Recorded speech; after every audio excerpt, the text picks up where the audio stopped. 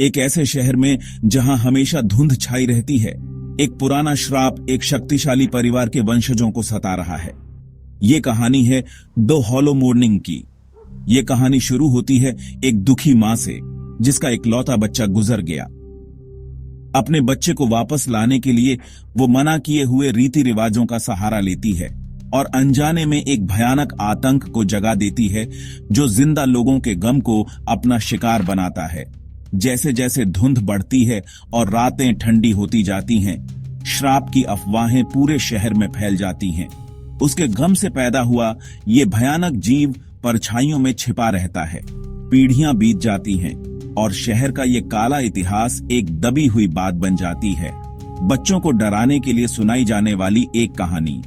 लेकिन श्राप असली है और उसकी भूख हर साल बढ़ती जाती है। कुछ लोग बच जाते हैं जो उस श्रापित परिवार के वंशज होते हैं। उन्हें अजीबोगरीब घटनाएं नजर आने लगती हैं। अचानक मौतें, डरावनी आत्माएं और हर जगह एक अजीब सा डर। उन्हें जल्द ही एहसास हो जाता है कि उनका समय खत्म हो रहा है और वो भयानक जीव और ताकतवर होता जा रहा है और ज्यादा बेरहम। श्राप को तोड़ने की ठान कर वो शहर के पुराने इतिहास के बारे में पता लगाते हैं और एक खौफनाक सच्चाई सामने आती है। उस जीव का सामना करने का एक ही तरीका है, लेकिन इसकी कीमत बहुत ज्यादा है और खतरा भी बहुत बड़ा है। अब फैसले की रात आ जाती है और वो बचे हुए लोग रस्म के लिए इकट्ठा होते हैं। हवा में तनाव है और धुंध उनके चारों ओर घिरती हुई लगती है। जैसे ही वो मंत्र पढ़ना शुरू करते हैं, वो जीव प्रकट होता है, उनके सबके गम का एक भयानक रूप। हर शब्द के साथ उस जीव की शक्ति कम होती जाती है, लेकिन वो बुरी तरह से लड़ता है।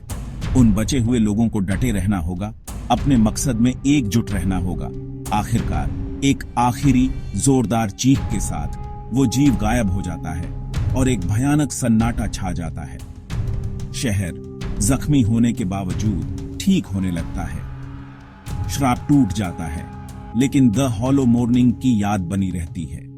बेकाबू गम और दुख के खतरों की एक डरावनी याद। देखने के लिए शुक्रिया, और याद रखना, कुछ कहानियों को छेड़ना ही अच्छा नहीं होता।